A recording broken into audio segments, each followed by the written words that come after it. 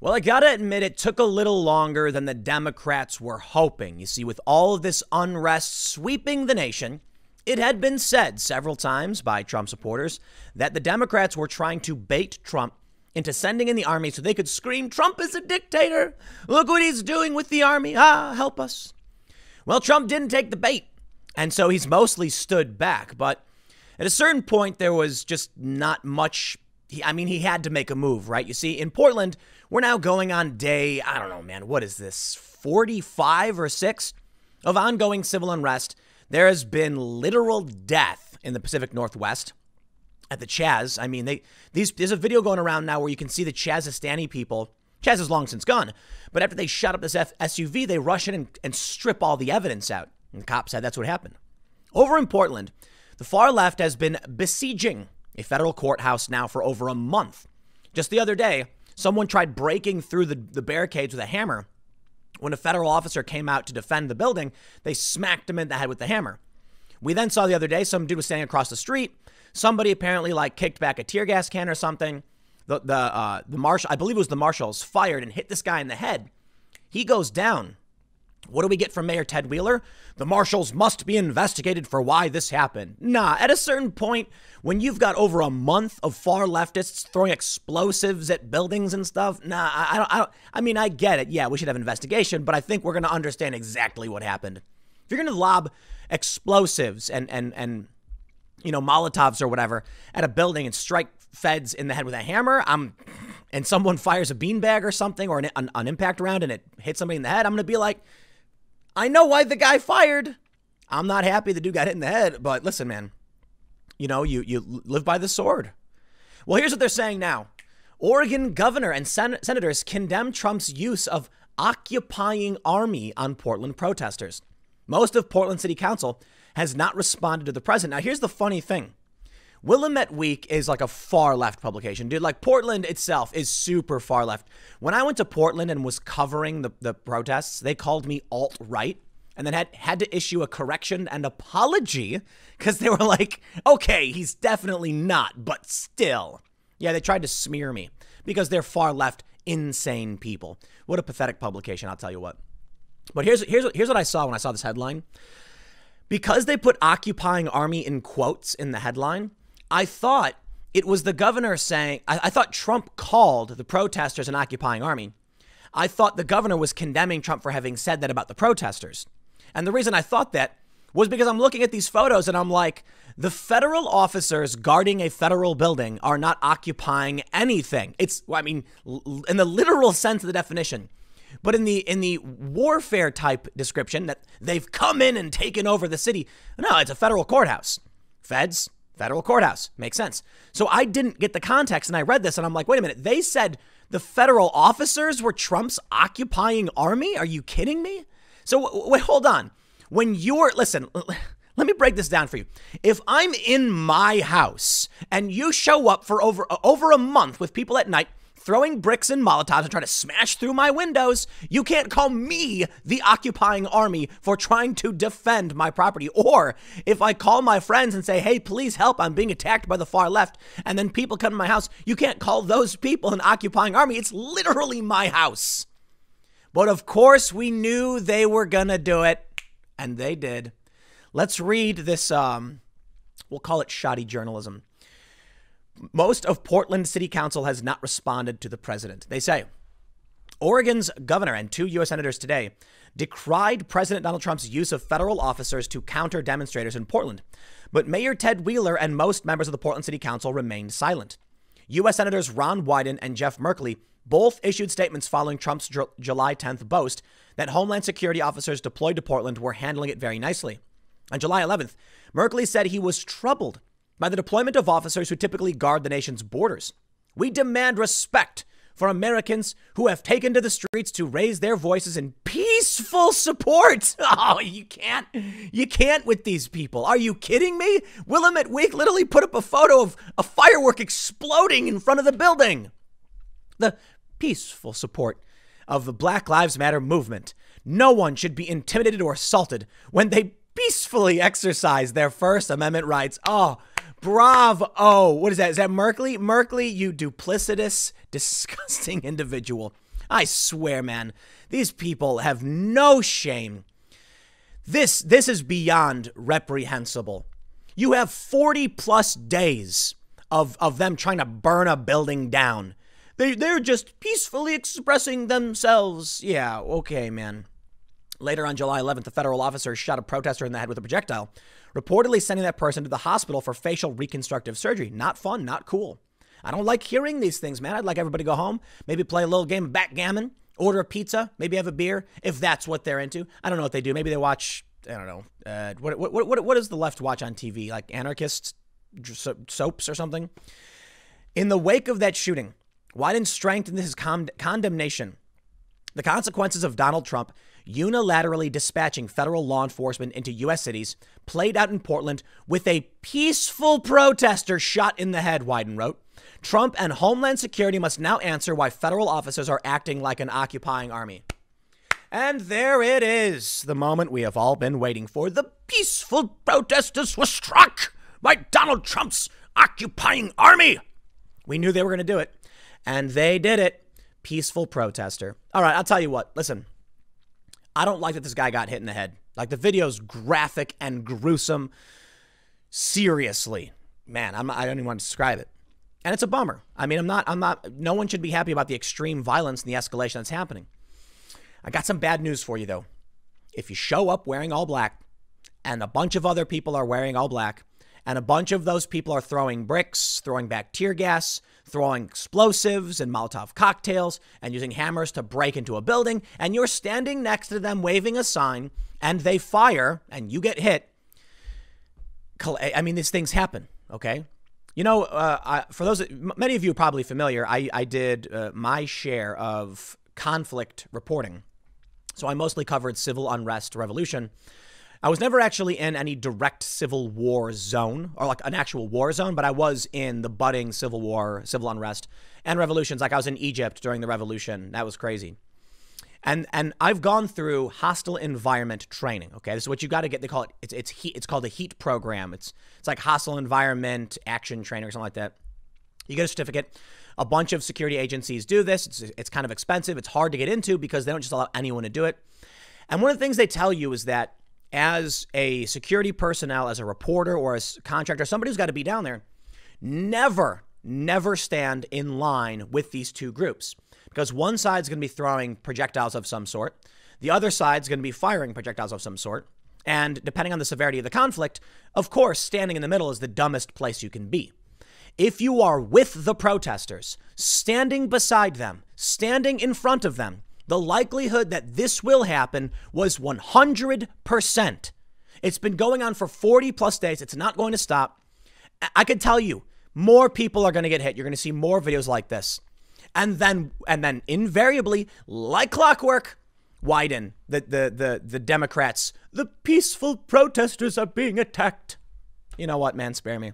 Oh, the governor stepped in. Governor Kate Brown also lamented violence committed by Homeland Security officers. The events of last night at the federal courthouse were the tragic and avoidable result of President Donald Trump for weeks continuing to push for force and violence in response to protests. You know what, man? Trump, let him have Portland, dude. Just draw a line around it and be like, it's yours. Here's the problem. They're trying to destroy a federal courthouse. I don't understand why Trump is even bothering. Okay, look, I get it. Trump sends in the Marshals, and I think you've got maybe CBP, I'm not sure, to defend the federal courthouse, okay? Because the feds need a courthouse. But I'll tell you what, man. I don't know. Tactical retreat? What happens? Okay, what happens if Antifa rush in and burn down the courthouse like they've been trying?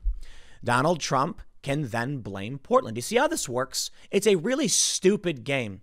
Reminds me of this episode of Frasier. I don't know if you guys ever used to watch that, but something happened where you know what Frasier is? It's like it was what's that guy's name? I can't remember the actor. Kelsey Grammer. He throws a guy. You know, he like picks him out of a chair and throws him. The guy threatens to sue him. So then, in order to defeat the suit, the guy, Frazier's brother, gets in an argument with him. And when the guy pokes him, Frazier's brother goes, "Oh," and falls down and then says, "Now I'm going to sue you." Like, the point is, what we've become as a nation is two sides. Whenever they get hit, they go, "Help, help, I'm a victim, help, help." Well, Donald Trump's not playing that game. Donald Trump was like, "No, we'll just protect the courthouse." But I tell you what, in the game of PR, maybe the best thing would be Trump just to walk away from the courthouse, pull all the troops out and say, "You know what? You're right. We're sorry. It was an occupying force. We're going to leave the courthouse. We just ask that Portland protect it and doesn't burn down." And then when it burns down because of Antifa, Trump can say, "You see, they're destroying federal courthouses. They complained. We backed our troops off, our police officers, or federal law enforcement, the Marshals. And then they destroyed the building. They will destroy this building if the Marshals are not there." So Trump becomes the occupying force, deploying federal officers to attack peaceful protests. That's the narrative they were always going to play. Peaceful protesters. Ted Wheeler and his 3 colleagues on the Portland City Council commissioner, I'm not going to name them, have remained silent since the Associated Press reported July 9th that Trump had deployed federal officers to Portland. Willamette Week sought comment from all 4 officers on July 10th. The 3 commissioners did not respond. On July 12th, Commissioner Udally released a statement. "It's unfortunate that Trump cares more about protecting monuments and buildings than he does people's lives and constitutional rights. We didn't invite or ask this overblown intervention by the federal government. The young man who was shot in the head by a federal officer last night posed no threat to anyone's safety. This is reckless and inexcusable behavior." That's what they were waiting for. Trump, let them have the courthouse. Just let them take it. And then you can be like, if we're going to arrest anybody in Portland, they're going to be shipped off somewhere else because Portland allowed the federal courthouse to be overrun and destroyed. Or I don't know, the whole building's boarded up, covered in graffiti. I don't know, man. We'll call it a rock in a hard place because, to be real, I mean, you can't just give up a federal courthouse. But what do? This is exactly what they were waiting for. There's videos of violent rioting, physical assault. And now, as soon as these marshals start, defending themselves or trying to quell the civil unrest, admittedly, I don't like the guy got hit in the head, but that's exactly what they were waiting for. That marshal who fired that round gave them exactly what they wanted. They were probably laughing and cheering and jumped up on their tables and started doing the Lindy Hop, like, woohoo! And they're cracking champagne. Finally, Trump, it happened. Not Trump didn't do it, but that federal officer, they were so happy they're doing, they're square dancing up and they're all yelling and cheering. And then they're laughing as I'm going to say, guys, wait, quiet. I'm going to write, it was a peaceful protest. And they all start laughing and they're getting drunk and eating pizza. It was a peaceful protest. That's what they're doing. The Democrats, they're sitting there laughing about how they were going to falsely frame this to blame Trump for what their city is unable to handle. The quiet from the city council is remarkable, given how much political energy Wheeler and his colleagues have spent since 2017 opposing the Trump administration and pledging Portland would resist the White House policies. But the mayor in particular is in a difficult position. For the past 2 weeks, he and the police bureau who he oversees have warned that protesters bent on property damage are a threat to civic peace and officer safety. The president sending in federal agents to deal with those troublemakers more harshly leaves Wheeler with little room to complain. The Portland Police Bureau declined to comment. Not the worst article, from Willamette Week. So I'll give them that. But I'll tell you what, man. Comeuppance, retribution, justice. Well, it'll come for him. It will. Judge approves petition to recall Seattle mayor. Well, and there it is. The mayor of Seattle allowed the Chaz to carry on about its business. And because of this, people are dead. The Chaz was going to be a summer of love, she said. And then some Chazistani National Guard opened fire, according to one witness, for 10 plus minutes on an SUV, riddling the whole thing with bullets, walked up. You can then hear them say something like, "Oh, you're still alive, huh?" And then a bang. Some people think it was an execution. I don't know. I don't know what happened, man. But I do know that there's another video that's emerged showing people picking clean the crime scene so that the cops can't do anything about it. When the police showed up, they said, there's no evidence. Well, Mayor Jenny Durkan finally decided, not after that, mind you. I mean, it was after that, but not because of that she was going to end the Chaz. That was enough. These people, we cannot have them down there, engaging in such ridiculous and destructive behavior. Now, of course, I'm not talking about the murdering of this young unarmed black child, a teenager in this vehicle. I'm talking about the fact that a couple days after that, they went to her house to protest. Oh, that was a slight beyond slights. I mean, let's be honest. How dare you? How dare you, protesters? How dare you? Go to the mayor's house after she allowed you to engage in violent insurrection. She gave you everything that you wanted. You wanted to control the 6-block radius. They apparently wanted the right to walk around with guns, killing people. And she said, do it with my blessing. I'm exaggerating, by the way. Finally, though, because in the act of ultimate betrayal, after the mayor just let them run amok throughout the city, destroying lives and businesses, literally killing people, they had the nerve to turn on her. Huh. How dare they? Shocking, to say the least. And that's when she decided, I will crush you. Sent in the police. Well, now there's a petition to recall her. And the petition has been approved by a judge. What this means now is that the people of Seattle have to collect, I believe it's 50,000. Here, let me read it. They say once any recall petition is approved, signatures are needed to qualify for a special election ballot. The petitioners must, within 180 days, collect valid signatures from a number of voters equal to 25% of the votes cast in the last election. In this case, signatures from more than 50,000 Seattle voters would be needed. The Durkin petitioners' recall effort accuses the mayor of endangering the peace and safety of the community by allowing police to leak false information about fabricated crimes and threats to the media and issuing a citywide curfew without sufficient notice to the public. The petitioners also accused Durkin of restricting certain property rights in downtown Seattle and Capitol Hill, the neighborhood where many of the protests took place. In a response Saturday, Durkin's chief of staff, Stephanie Formas, said the mayor consistently has acted to protect the city's public health and safety and to respect the constitutional rights to peaceful protesters. In her ruling Friday, Judge Mary E. Roberts dismissed 6 of 7 charges put forward as insufficient, but allowed 1, which accuses Durkin of allowing tear gas and other crowd control weapons to be used during the coronavirus pandemic to proceed more narrowly than alleged. The judge did not rule on whether the allegation was true. The court's role in this case is limited. The mayor could appeal the ruling. So I got to be honest. It sounds like she's going to be recalled because of the left, not because of the people, not because of people mad at the Chaz, but because of people who like the Chaz. Let me show you. They said the judge allowed the 1 accusing Durkin of allowing tear gas and other crowd control weapons to be used. So it sounds like, quite literally, they're not even recalling her for allowing Chaz to happen. I kid you not. This is what you get. If Trump stepped in, imagine what they would be saying. Look at what they're saying now in Portland. I tell you, man, we live in crazy, crazy times. The mayor can do all of the stupidest things in the world, and she gets recalled because the cops did use tear gas. Wow. Well, she's not being recalled yet. They're going to try to recall her, but I'll tell you what. Maybe they can't get maybe they won't be able to get the signatures. Because I think most people of Seattle have, I think it's fair to say a lot of them had no tolerance for Chaz. I do. Because we've seen the business owners, we've seen the lawsuit, we've seen the response from locals. They said that there was crime, there was theft, intimidation. We know there was murder, several murders. Now, the left claims it was white supremacists who did it. That's how insane things are getting. So this is where we come to a serious problem. You have fanatics, okay, on the left that don't care about the news, and they live on and thrive on conspiracy theories. And I'm not exaggerating. There are conspiracy theories that exist on the right. Some of them are weird and creepy, and they definitely jump the gun. I recently heard about this crazy Wayfair conspiracy theory, and there's, a lot of people are saying, aha, this is proof, and I'm like, you know what, man? I'm all about the evidence. If you find something strange, follow the evidence, not the conjecture.